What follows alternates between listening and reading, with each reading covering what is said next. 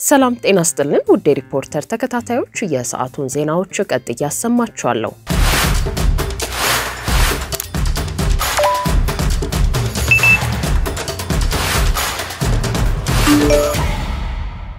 ግብጽ ኢትዮጵያን በዓለም አቀፉ ፍርድ ቤት ልትጠይቅ እንደሆነ አስታውቃለች። የኢትዮጵያ መንግስት በበኩሉ የህዳሴው ግድብ በአባይ ላይ የመጀመሪያው እንጂ የመጨረሻው አይደለም ሲል ምላሽ ሰጥቷል። በዓለም አቀፍ ህግ መሰረት በትብብር መስራት በመከባበር የጋራ ተጠቃሚነትን ለማረጋገጥ ብቸኛው መንገድ ነው ብለን እናምናለን ያሉት የግብጽ የውጭ ጉዳይና ዓለም አቀፍ ትብብር ሚኒስትር ባድር አብደላቲ የዓለም ተሞክሮ እንደሚያሳየው ደግሞ የአንድ ወገን እርምጃዎች ቀውስን የሚፈጥሩና በሀገራት መካከል ቅራኔን የሚፈጥሩ ናቸው ሲሉ ኢትዮጵያን ወቅሰዋል። ሚኒስትሩ ኢትዮጵያ በአፍሪካ ቀንድና በምስራቅ አባይ ተፋሰስ ቀጠና ላይ የምትከተለው የማተራመዝ ፖሊሲ አካል በሆነ መልኩ እጅግ አሳሳቢ የሆነ ዓለም አቀፍ የህግ ጥሰት እየፈጸመች ነው። በዚህም የህዳሴው ግድብ መጠናቀቁንና ከዚህ በኋላ በግድቡ ላይ ወደ ኋላ መመለስ የለም በማለት እያስተጋባች ነው ብለዋል። የግብጽ ባለስልጣን አከለውም ኢትዮጵያ ለመካድ ብትሞክርም ሀገሬ ግብጽ መብቷን ችላ ትላለች ብሎ መጠበቅ ቅዠት ነው ሲሉ በመንግስታቱ ድርጅት ጉባኤ ላይ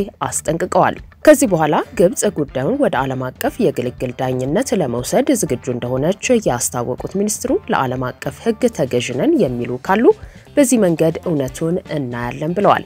ግብጽ ከዓለም አቀፉ ፍርድ ቤት በተጨማሪ ያላትን አማራጭ ያስታወቁት ባለስልጣኑ ዓለም አቀፍ ህጎች ህልውናችንን እንድናስጠብቅ የሚፈቅዱ በመሆናቸው በመብታችንና በህዝባችን ህልውና ጉዳይ እርምጃ እወስዳለሁ ብለዋል። የግብጽ ፍላጎት በቅኝ ግዛት ዘመን በተመሰረተውና መብት በመተለው ጉዳይ ሌሎች የናይል ተፋሰስ ሀገራት ላይ የበላይ ሆና ወንዙንም በሙሉ ቁጥጥሯ ስር ማድረግ ነው ሲሉ በተባበሩት መንግስታት ድርጅት መድረክ ላይ የተናገሩት የኢትዮጵያ ተወካይ የህዳሴው ግድብ በናይል ወንዝ ላይ ለሚሰሩ ብዙ ግድቦች የመጀመሪያው ሲሆን ከዚህ በኋላ በኢትዮጵያም ሆነ በሌሎች የተፋሰሱ ሀገራት በናይል ወንዝ ላይ ግድቦች ሊሰሩ ይችላሉ ሲሉ ተናግረዋል።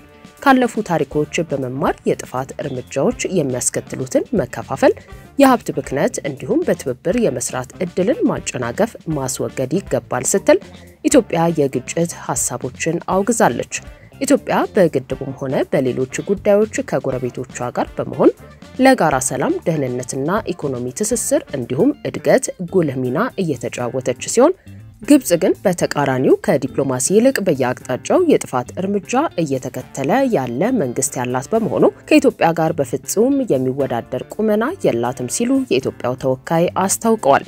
የግብጽ መንግስትን በተመድ ጉባኤ ተወካይ ምላሽ ሲሰጥም በአህጉሩ የሰላምና መረጋጋት ጸር በመሆን የሚንቀሳቀሰው ኃይል ማን እንደሆነ ለመለየት ኢትዮጵያ ወደ ራሷ መመልከት አለባት ሲሉ ተናግረዋል። የሶማሊያን ሉዓላዊነትና የግዛት አንድነት በመጣስ መገንጠልን የሚደግፍ ስምምነት የተፈራረመው የኢትዮጵያ መንግስት ነው በማለት ከሶማሊላንድ ጋር የተገባውን ስምምነት ያስታወሱት የግብጽ ተወካይ በሱዳን አልፋሽጋ ግዛት ጥቃት የሚያደርሱት ከመንግስታቱ ድርጅት የሰላም ማስከበር ሚና የወጣው በኤርትራ መንግስት ላይ ለዘመናት ጠባጫሪ ሆኖ ቆይቶ አሁንም በባህር በር ሰበብ ሌላ ጦርነት እየፈለገ ያለው የኢትዮጵያ መንግስት እንጂ የግብጽ መንግስት አይደለም ሲሉም ምላሽ ሰጥተዋል።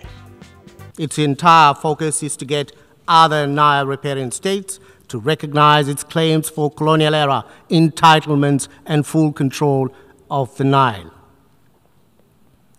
Ethiopia's dam is the first of many, not only in Ethiopia but also in the wider Nile Basin region. There has to be a lesson from the past to chart a positive future, a more collaborative future.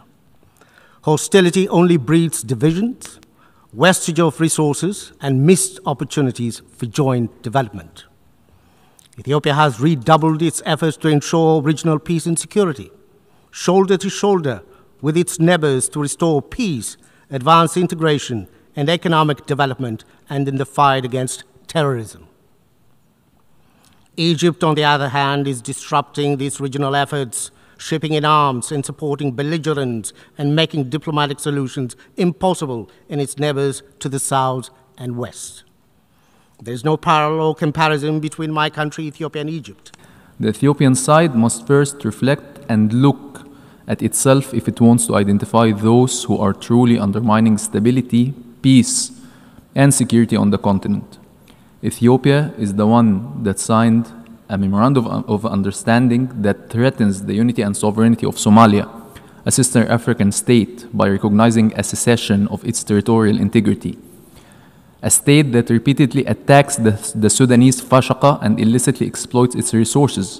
This is Ethiopia, not Egypt. A state whose forces were rooted out of UNISFA peacekeeping mission. This is Ethiopia, not Egypt. A state that waged a war against Eritrea and sieged it for years and still threatens it by a new war to achieve its delusions of access to sea. This is Ethiopia, not Egypt. A state that operates forces in Somalia outside the AU banner. This is Ethiopia, not Egypt. በመንግስታቱ ድርጅት ጉባኤ ላይ ሁለተኛ ዕድል የተሰጣቸው ሁለቱ ሀገራት ሙግታቸውን ሲቀጥሉ ተስተውለዋል። በዚህም የኢትዮጵያ መንግስት ወኪሉ ግብጽ አሁንም በበላይነት የመቆጣጠር ፍላጎት እያራመደች ነው ብለው በዚህ ክፍለ ዘመን ይህ አይቻልም፣ የበላይነትና የቅኝ ግዛት ስምምነት ዘመን አብቅቷል፣ ስለሆነም ግብጽ ፕሮፓጋንዳና ግዴለሽ ዛቻዋን ማቆም አለባት ሲሉ አስጠንቅቀዋል። እንደ ውሃ ያለ ውድ ሀብት የሚጋሩ ሀገሮች ጠላትነትን ያስፋፋሉ ተብሎ አይጠበቅም። ግብጽ የእውነተኛ ትብብር ፍላጎት ካላት ኢትዮጵያ አጋሯ ናት። በናይል ተፋሰስ ሀገራት መካከል ያለውን ግንኙነት ለማደስና በጋራ ልማት ላይ እውነተኛ ፍላጎት ካላቸው አሁንም ተስፋ አለን ሲሉ የኢትዮጵያው ተወካይ ገልጸዋል።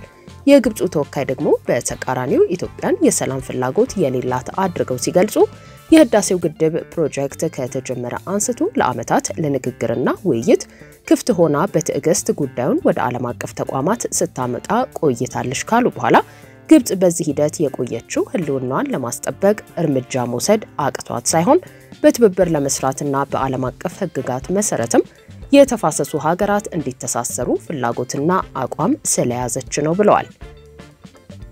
Including disregard for the presidential statement issued by the Security Council on September 15th, 2021.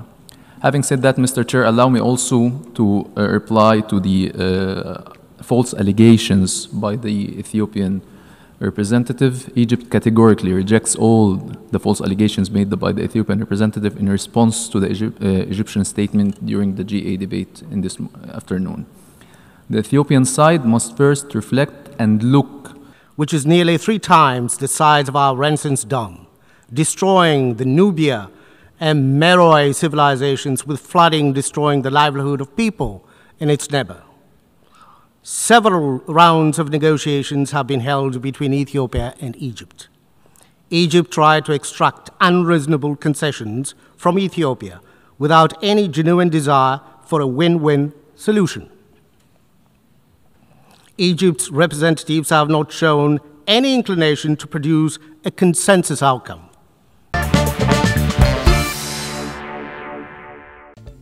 በአዲስ አበባ ከተማ በኮሪደር ልማት ምክንያት መውጫና መግቢያ የተዘጋባቸው ባለይዞታዎች አማራጭ መንገድ እንዲሰጣቸው ውሳኔ መተላለፉን የአዲስ አበባ ከተማ አስተዳደር ፕላንና ልማት ቢሮ ገለጸ። የአዲስ አበባ ከተማ አስተዳደር ግንባታዎች ከመንገድ የሚኖራቸው ርቀትና ተያያዥ የግንባታ ፍቃድ መመሪያዎችን አስመልክቶ የአዲስ አበባ ከተማ አስተዳደር ካቢኔ በነሐሴ ወር 2017 ዓ.ም ባስተላለፈው ውሳኔ መሰረት መሆኑን ቢሮ ገልጿል። በዚህ ውሳኔ መሰረት የለሙ ኮሪደሮች ላይ የሚገኙና በተለያየ ስሪት ማለትም ነባር ምትክ ምደባና ጨረታ ተብለው የተላለፉ ይዞታዎች እንዲሁም በኮሪደሩ የአረንጓዴ ልማት መግቢያና መውጫ መንገድ የተዘጋባቸው ባለይዞታዎች ነባራዊ ሁኔታውን ከግምት ውስጥ በማስገባት አማራጭ መንገድ ተጠንቶ ወደ ልማት እንዲገቡ ይደረጋል ተብሏል።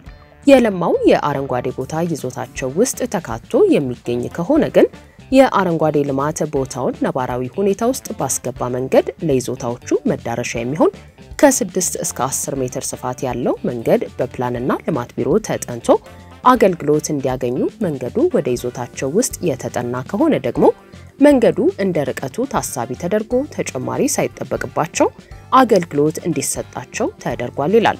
የአዲስ አበባ ፕላንና ልማት ቢሮ የኮሙኒኬሽን ዳይሬክተር አቶ ተስፋዬ ንጉሴ ለሪፖርተር እንደገለጹት የለሙ ኮሪደሮች ላይ የሚገኙና በተለያየ ስሪት የተላለፉ ይዞታዎች ያላቸው ባለይዞታዎችና የልማት ተነሺዎች ከልማት ጋር ተያይዞ በመቸገራቸው ቅሬታ ማቅረባቸውንና ቢሮም ይህን ችግር እንዲፈታ ፍቃድ ማግኘቱን ተናግረዋል። ከዚህ ቀደም ከኮሪደር ልማት መንገድ ጋር በተያያዘ የሚመለከተው የከተማ አስተዳደሩ ካቢኔ መሆኑን ጠቅሰው አሁን ግን ቢሮ ውሳኔ እንዲሰጥ መደረጉን ገልጸዋል። በዚህም ከኮሪደር መንገድ ግንባታዎች ጋር ተያይዞ የሚቀርቡ ጥያቄዎች ካሉ ወደ ካቢኔ መሄዳቸው ቀርቶ በቢሮ ምላሽ እየተሰጣቸው ነው ብለዋል። በግል ይዞታዎች ላይ በራሳቸው የማልማት ፍላጎት ያላቸው ባለ ይዞታዎች ወደ ግንባታ ለመግባት በእያንዳንዱ የመንገድ አይነት ሊያሟሉ የሚገባቸውን ከርቀት በኋላ ቀሪ ዝቅተኛ የቦታ ስፋትና የፊት ገጽታ በተመለከተ አቶ ተስፋዬ ሲያስረዱ ለአብነት ያህል 30 እና ከዚህ በላይ ስፋት ያላቸው ዋና መንገዶች አካባቢ የሚኖሩ ግንባታዎች 10 ሜትር እንዲሁም ንዑስ ዋና መንገዶች ደግሞ 5 ሜትር ከወሰን ጠርዝ መራቅ ያለባቸው ሆነው በተናጠል 500 ካሬ ሜትር እና 20 ሜትር የፊት ገጽ ያስፈልጋቸው እንደነበር 500 ካሬ ሜትር የማይሞላላቸው ደግሞ ከሌሎች ባለ ይዞታዎች በጋራ እንዲያለሙ የከተማ አስተዳደሩ መፍቀዱን ሆኖም ውሳኔው አሳሪ ሆኖ መቆየቱን ተናግረዋል። ሰብሳቢ መንገድ ባለባቸው አካባቢዎች ላይ የሚገኙ ባለ ይዞታዎች ወደ ልማት ለመግባት ዝቅተኛ 350 ካሬ ሜትር ስፋትና 12 ሜትር የፊት ገጽ ግዴታ እንደሚጠበቅባቸው በተሻሻለው ውሳኔ መሰረት ግን እስከ 5%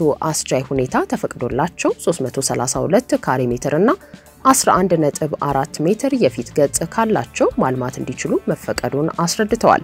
ካቢኔው በዚህ ውሳኔው ርቀትን በተመለከተ ያሻሻለው ድንጋጌ አለመኖሩም ተገልጿል። ውሳኔው ከግንባታ ፍቃድ ጋር በተያያዘ ከአልሚዎችና ከፕላን ፈጻሚ ተቋማት በኩል በተደጋጋሚ የሚቀርቡ የመልካም አስተዳደር ችግሮችን ለመፍታት ያስችላል ተብሎ እንደሚጠበቅ የቢሮ መረጃ ያሳያል።